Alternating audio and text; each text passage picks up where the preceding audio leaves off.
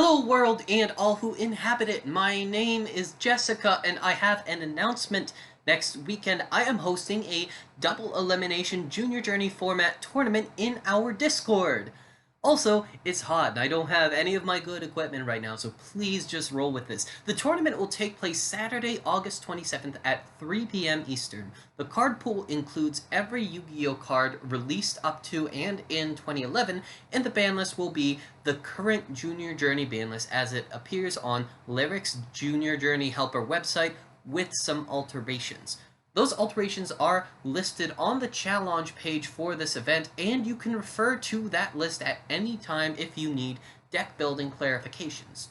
For this video, I'd like to take a second to talk about the format and ban list as it currently stands, and go through the ban list changes I made and explain briefly why I made those changes for the purposes of this one tournament. As always, if you like this kind of content and want to see more, hit that like button and maybe throw a subscription my way as well. And if you think I really hit the nail on the head with these changes, or if you think I'm an absolute fool for one or more of these alterations, make discourse about it in the comments. Start an argument about it. Drive up that engagement. That's about all the preamble we need. Let's get into the format.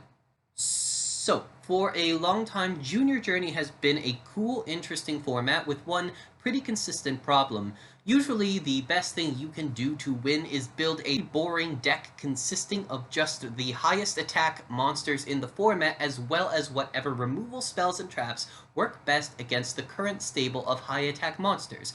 As recently as 2010 Part 2 format, pretty much any deck that tried to build a coherent strategy or use an archetype to do anything remotely interesting fell hard to the baseline Bungus removal deck.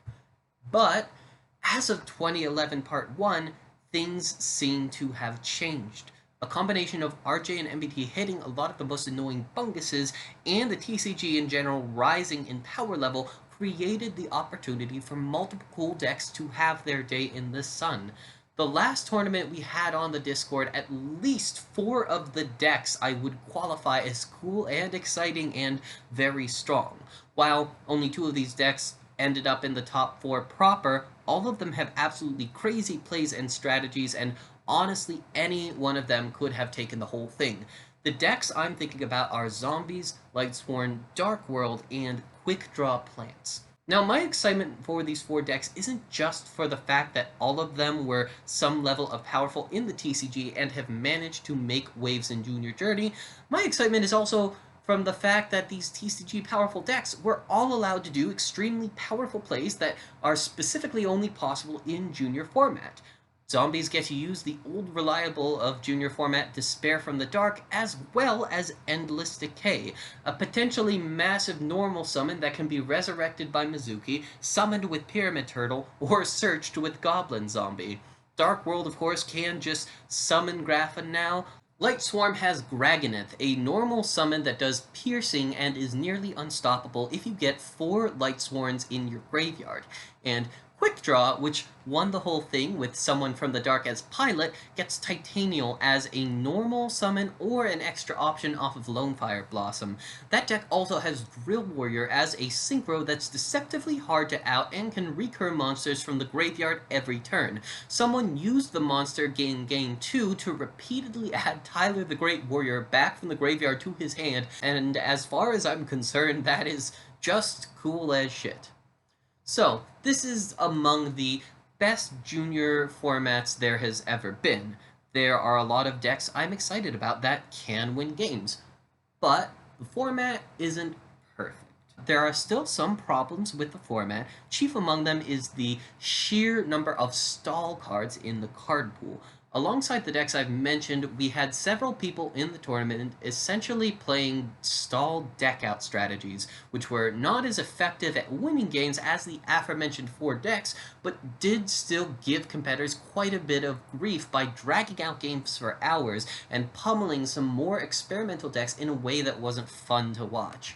So the alt ban list I'm putting forward aims mainly to maintain the strength of the 4 established cool decks, keep the space open for other builds to prove their worth, and make stall go fuck itself. Along the way, we'll also trim out some of the other excesses of the format, as well as possibly experiment with bringing a few banned cards back to see if they are still all they're cracked up to be. So, at long last, let's talk about the ban list. For this tournament, we are banning a total of 4 monsters, the first of which is Catapult Turtle. This may seem out of left field, but Catapult Turtle has been good at various times in Junior format, and we are getting to the point where special summoning monsters is becoming easier and easier. I am paranoid about this card, and I don't think it does enough interesting things to justify keeping it on as a possible liability. And as always, you can normal summon Catapult Turtle. You can also summon a 3k attack monster. Exodia, the Forbidden One! Ubel Exodia was a thing back in 2008. In large part, it was successful because nobody was expecting it, and therefore very few people cited correctly for it, and the state of the format has changed since then, with Sangan now being limited to 1 copy. Nevertheless, similar to Catapult Turtle, I just don't want to risk having to deal with it at all. Swift Scarecrow. So basically, Swift Scarecrow is very similar to another card in the format, Battle Fader. Both let you activate them from the hand to end your opponent's battle phase. My thinking behind banning Scarecrow is there's no cool reason for a deck to be running 6 of those cards, and additionally, Battle Fader is the more interesting card that does this, as it exists on the field as a dude to facilitate Synchro or Xyz plays after its effect is used up. So I'm going to keep Battle Fader at 3 and remove Swift Scarecrow from the format.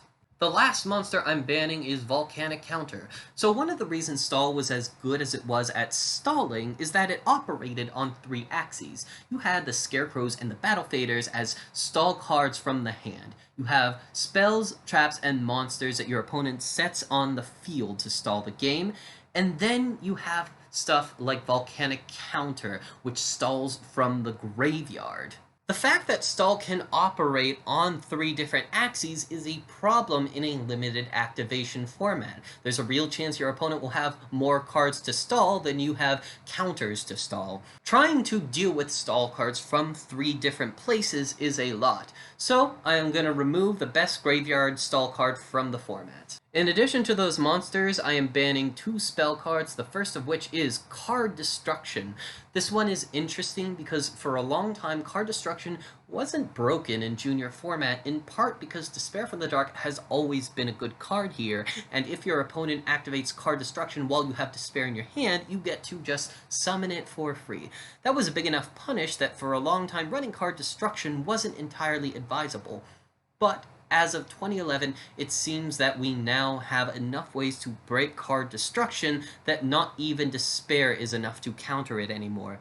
Case in point, this interaction happened during one of my games, and it didn't matter at all, because my opponent just immediately used their Grapha to pop my Despair.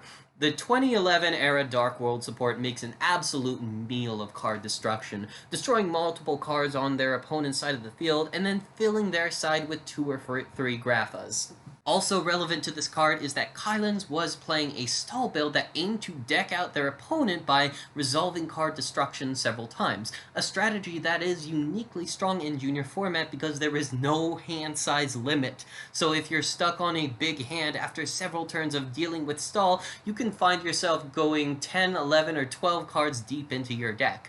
Card destruction was okay for a little while, but as of this format, it seems to no longer be okay, and it seems likely it can never be okay again. The other card I'm banning is Stumbling. It's not very good, in part because it so often seems to screw over the person playing it as well as the person facing it.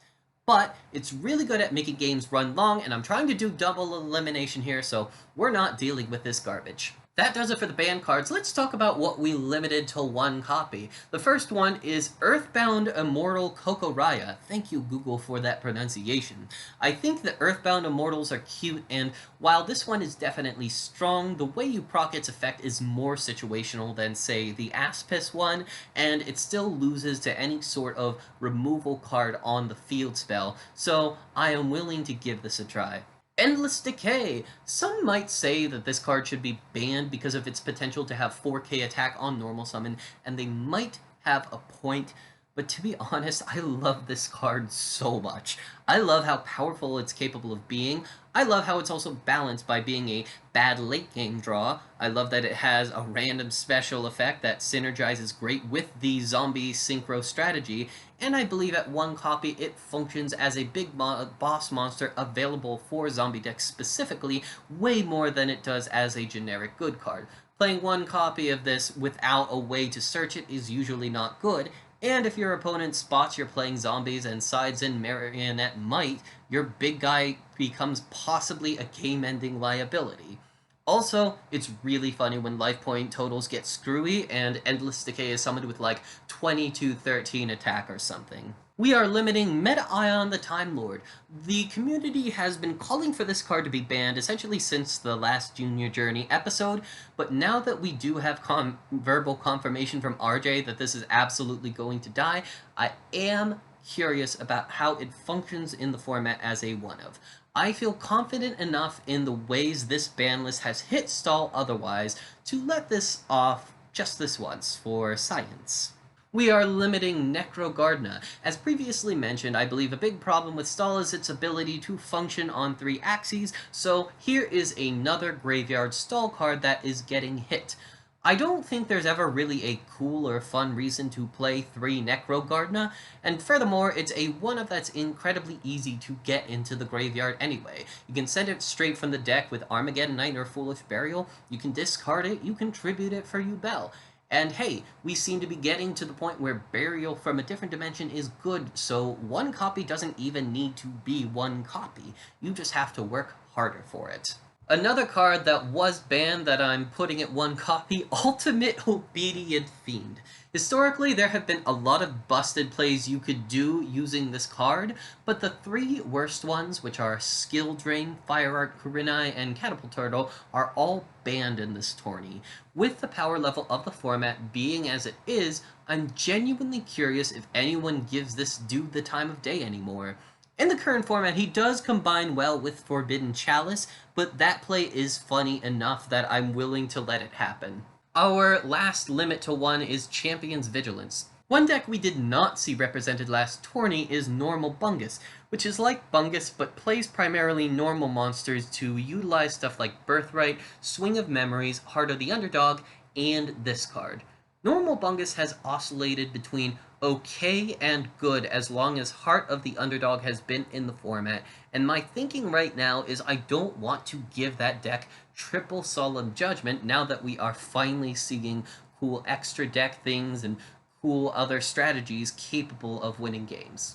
I went ahead and also semi-limited 2 cards, the first of which is Morphing Jar.